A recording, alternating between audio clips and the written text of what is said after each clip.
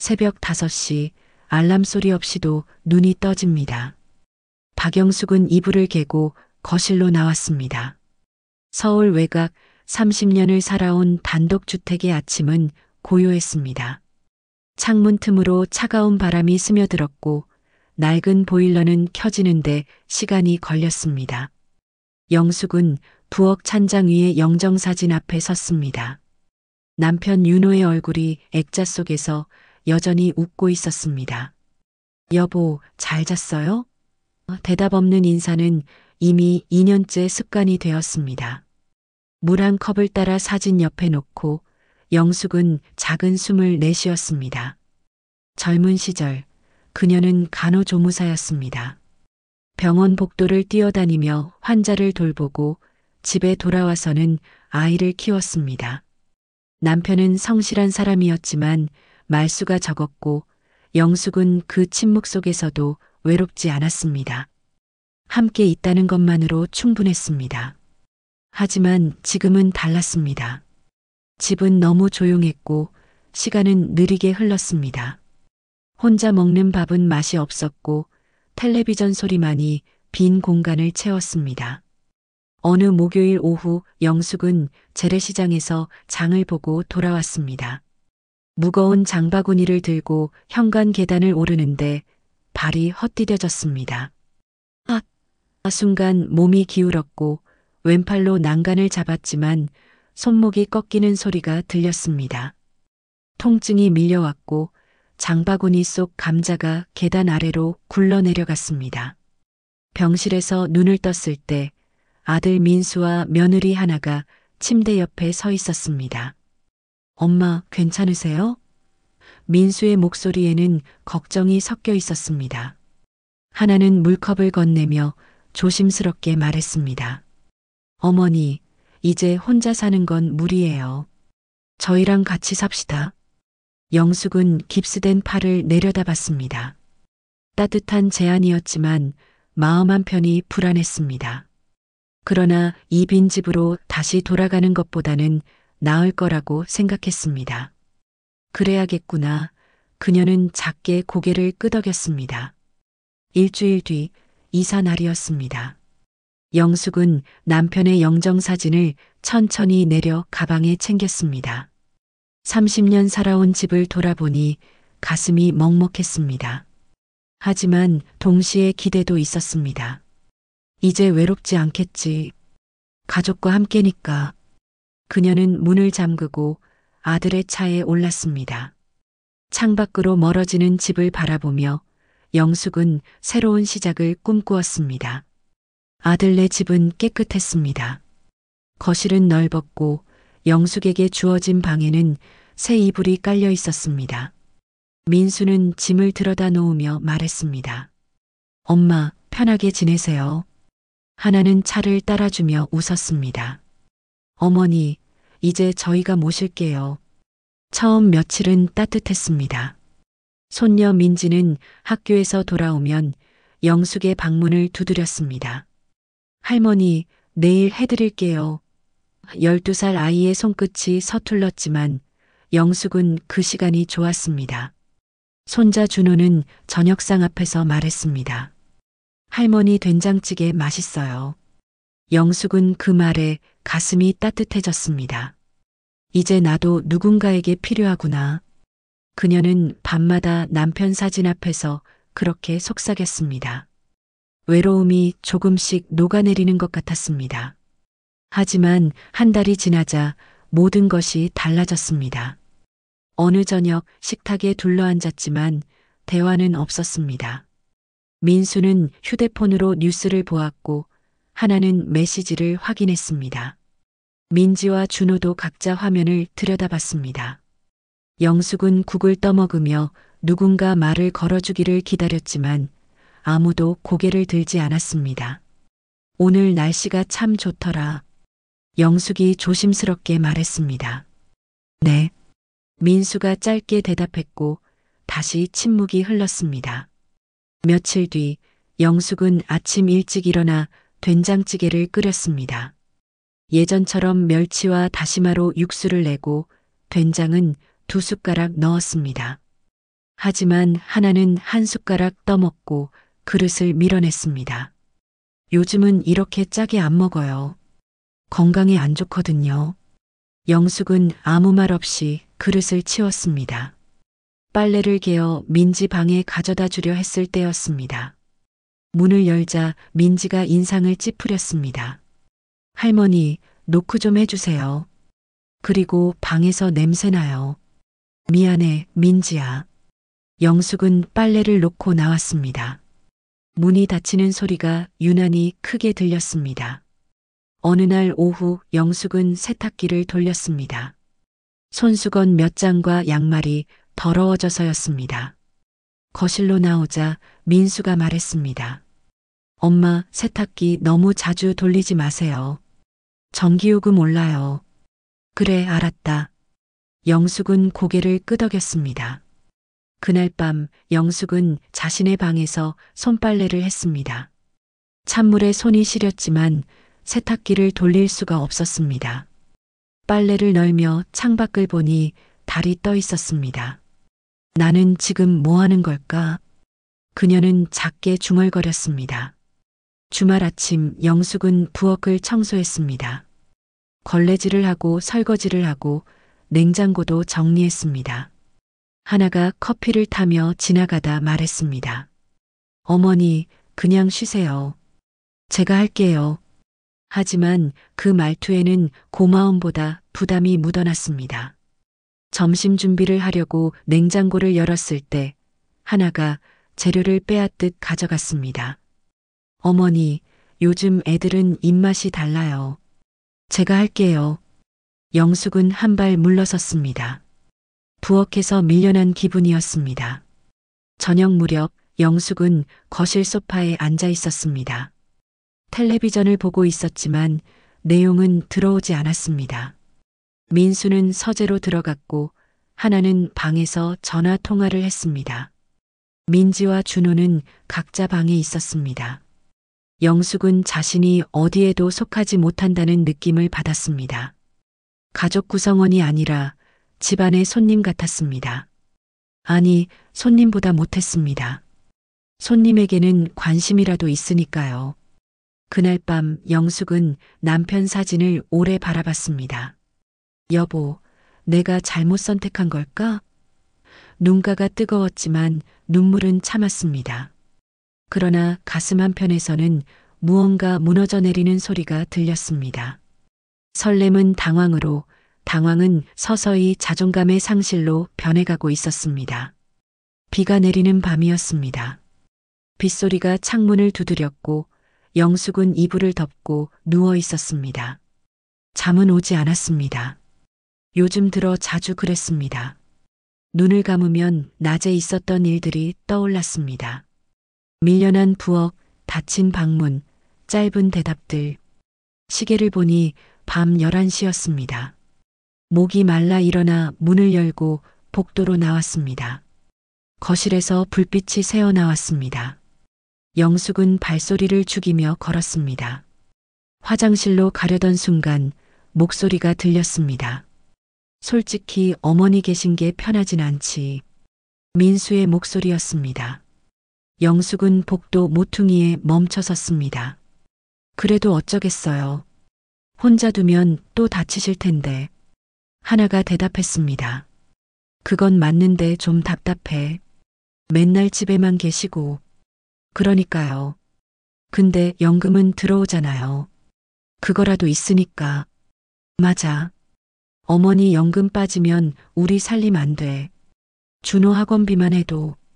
영숙의 심장이 얼어붙었습니다. 손끝이 차갑게 식어갔고 다리에 힘이 풀렸습니다. 벽에 기댄 채 그녀는 숨을 참았습니다. 빗소리만이 침묵 속에서 울렸습니다. 그래도 너무 티내진 말자. 어머니 눈치 빠르시잖아. 알아요. 적당히 잘해드리면 되죠. 영숙은 천천히 뒤로 물러났습니다. 화장실로 가는 발걸음이 무거웠습니다. 문을 닫고 수도를 틀었습니다. 물소리가 크게 울렸습니다. 거울 속 자신을 봤습니다. 주름진 얼굴, 처진 어깨, 빛을 잃은 눈.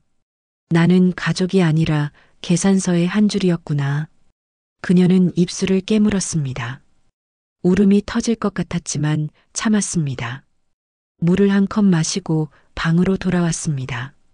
이불 속에서 영숙은 남편 사진을 꺼내봤습니다. 여보, 나 참 바보 같지? 사진 속 남편은 여전히 웃고 있었습니다. 영숙은 사진을 가슴에 안고 눈을 감았습니다. 잠은 새벽녘에야 겨우 들었습니다. 다음 날 아침 식탁은 조용했습니다. 영숙은 밥을 먹는 척했지만 목으로 넘어가지 않았습니다. 민수가 말했습니다. 엄마, 오늘 날씨 좋으니까 산책하세요. 그래. 영숙은 고개를 끄덕였습니다. 점심 무렵 하나가 설거지를 하며 물었습니다. 어머니, 괜찮으세요? 안색이 안 좋으신데. 괜찮아. 좀 피곤해서. 영숙은 웃으려 했지만 입가만 움직였습니다. 오후에 민지가 학교에서 돌아왔습니다.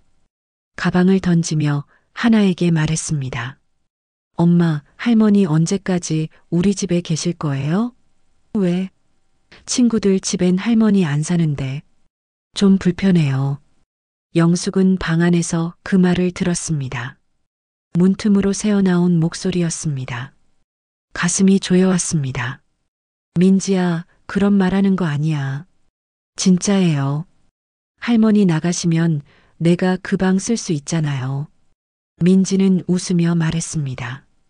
영숙은 침대 끝에 앉았습니다. 눈물이 흘러내렸습니다. 이번엔 참을 수 없었습니다.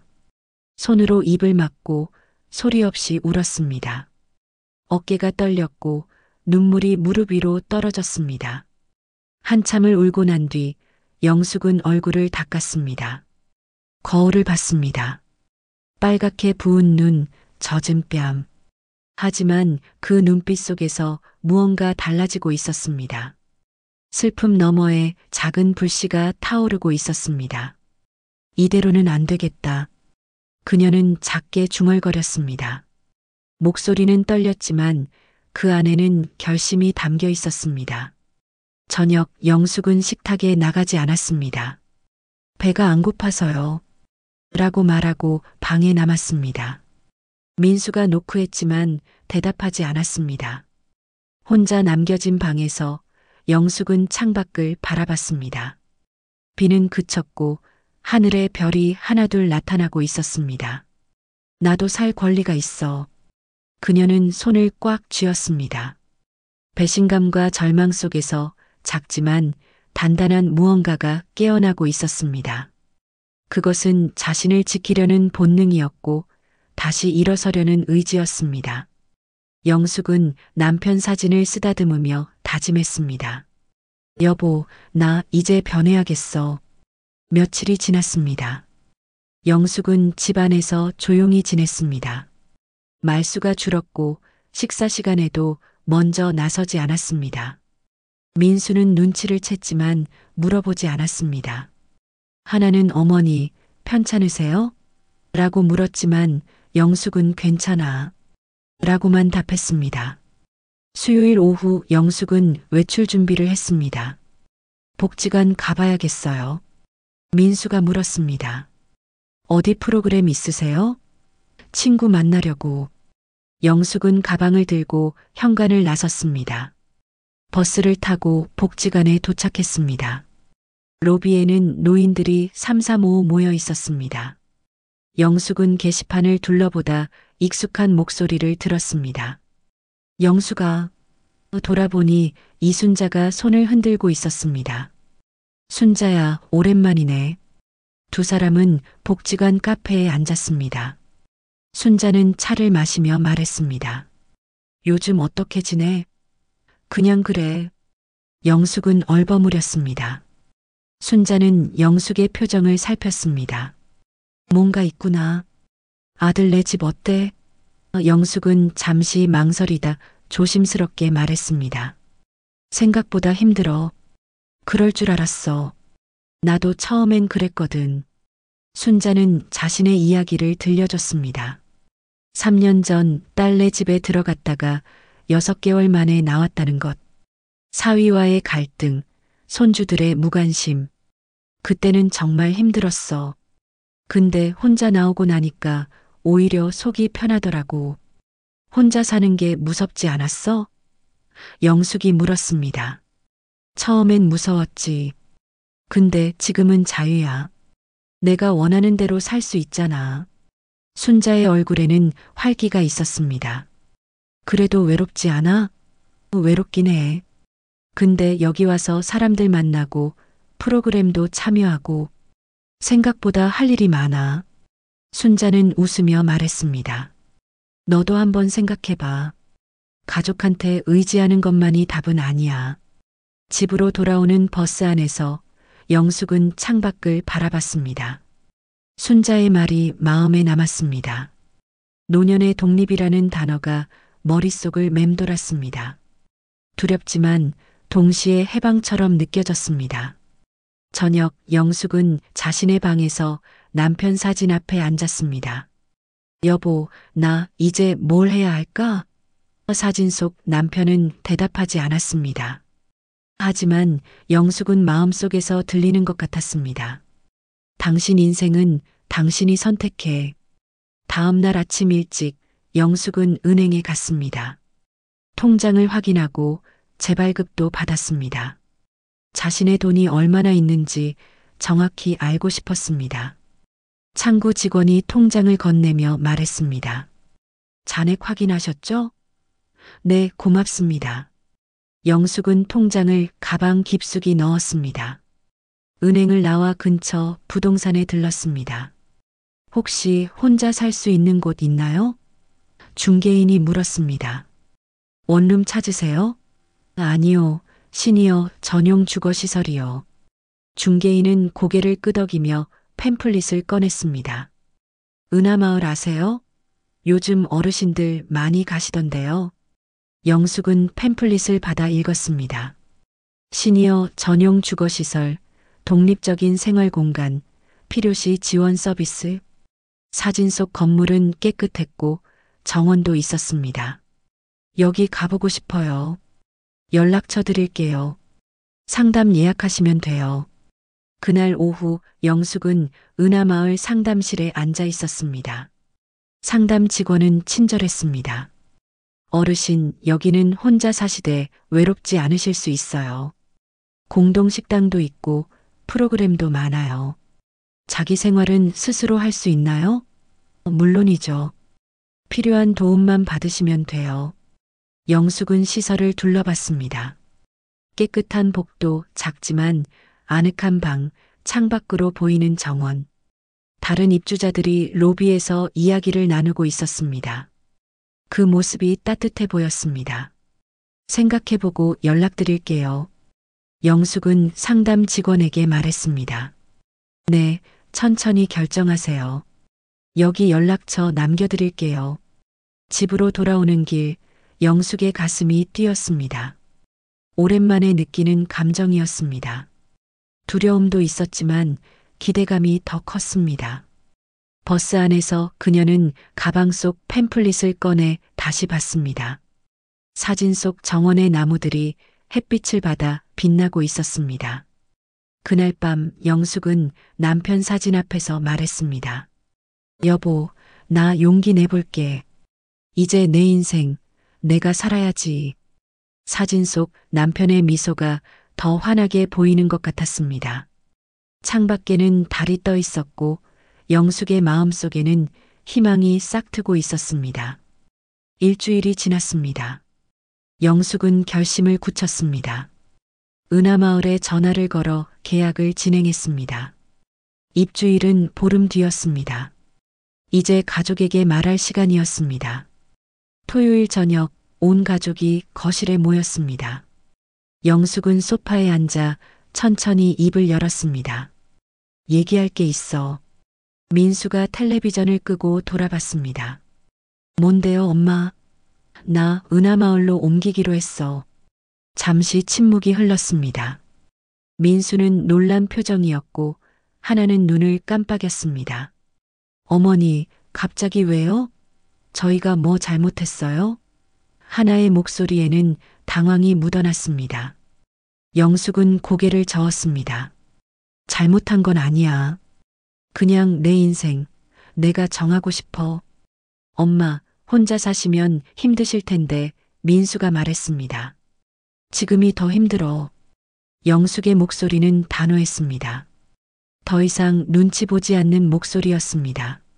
하나는 입술을 깨물었고 민수는 고개를 숙였습니다. 준호와 민지는 조용히 앉아 있었습니다.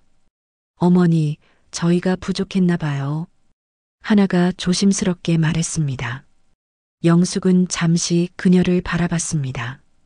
부족하다기보다 서로 불편했던 것 같아. 나도 너희도. 죄송해요, 어머니. 하나의 눈가가 붉어졌습니다. 영숙은 고개를 끄덕였습니다. 미안해할 필요 없어. 이게 서로한테 나은 길인 것 같아. 민수는 한숨을 쉬었습니다. 알겠어요, 엄마. 엄마가 원하시는 대로 하세요. 이삿날 아침, 날씨가 맑았습니다. 민수는 차를 준비했고 준호가 짐을 날랐습니다. 영숙의 짐은 많지 않았습니다. 옷가지 몇 벌, 남편 사진, 그리고 작은 화분 하나. 현관에서 민지가 다가왔습니다. 할머니, 잘 지내세요. 어색하지만 진심이 담긴 목소리였습니다. 영숙은 손녀의 머리를 쓰다듬었습니다. 민지야, 너도 건강해야 해. 차에 짐을 싣고 민수가 운전석에 앉았습니다. 영숙은 뒷자리에 앉아 집을 바라봤습니다. 한 달 반을 지낸 곳이었습니다. 미련은 없었습니다. 엄마 가끔 찾아뵐게요. 민수가 백미러로 영숙을 봤습니다. 그래, 천천히. 영숙은 창밖을 바라봤습니다. 은하마을에 도착했습니다. 건물은 팸플릿에서 본 것보다 더 따뜻해 보였습니다. 민수가 짐을 들어주며 말했습니다. 엄마, 너무 혼자서 힘들지 마세요. 이제야 내 인생 시작인데 괜찮아. 영숙은 웃었습니다. 방은 작았지만 아늑했습니다. 창문이 넓어서 햇빛이 잘 들어왔습니다. 영숙은 남편 사진을 책상 위에 놓았습니다. 햇살이 액자를 비췄습니다. 여보, 우리 여기서 새로 시작하자. 짐을 정리하고 나니 오후였습니다. 민수는 인사를 하고 돌아갔습니다. 엄마, 연락 자주 할게요.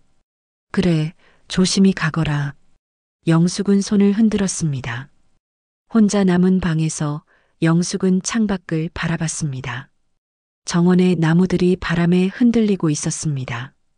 노크 소리가 들렸습니다. 문을 열자 이웃 할머니가 서 있었습니다. 새로 오셨어요? 저는 302호 김옥자예요. 안녕하세요. 박영숙이에요. 영숙이 인사했습니다. 같이 차 한잔해요. 여기 다들 친해요. 옥자 할머니가 웃었습니다. 그럴까요? 영숙도 웃으며 대답했습니다. 공동 라운지에는 여러 어르신들이 모여 있었습니다. 차를 마시고 이야기를 나누고 웃음소리가 가득했습니다. 영숙은 그 속에 자연스럽게 섞였습니다. 누군가 물었습니다. 어디서 오셨어요? 서울 외곽에서요. 아, 저랑 가까우네요. 따뜻한 환영이었습니다. 어색함은 금세 사라졌습니다. 차를 마시며 영숙은 생각했습니다. 이곳에서라면 괜찮겠구나. 저녁 영숙은 자신의 방으로 돌아왔습니다. 침대에 앉아 창밖을 봤습니다. 노을이 지고 있었습니다. 주황빛 하늘이 아름다웠습니다. 남편 사진을 바라보며 그녀는 속으로 중얼거렸습니다. 이제 외롭지 않아. 왜냐면 나를 다시 만났으니까. 영숙은 자신을 잃지 않았습니다. 가족에게 의지하려 했던 시간도 외면당했던 날들도 모두 의미가 있었습니다. 그 과정을 거쳐 그녀는 자신을 되찾았습니다. 책상 서랍을 열어 일기장을 꺼냈습니다. 오래전 남편이 선물한 것이었습니다. 첫 페이지를 펼쳐 펜을 들었습니다. 오늘부터 다시 시작합니다. 박영숙, 75세. 아직 늦지 않았습니다. 글씨는 떨렸지만 힘이 있었습니다. 영숙은 일기장을 덮고 창밖을 다시 봤습니다. 어둠이 내렸고 별이 하나둘 나타났습니다. 그녀의 마음속에도 빛이 켜지고 있었습니다. 해방, 평화, 그리고 자기 존엄의 회복. 영숙은 비로소 자신의 삶을 살기 시작했습니다. 혼자였지만 외롭지 않았습니다. 자신을 사랑할 줄 아는 사람은 결코 혼자가 아니니까요. 밤이 깊어갔습니다. 영숙은 이불을 덮고 눈을 감았습니다. 내일은 어떤 하루가 될까? 기대가 되었습니다. 오랜만에 평화로운 잠이 찾아왔습니다.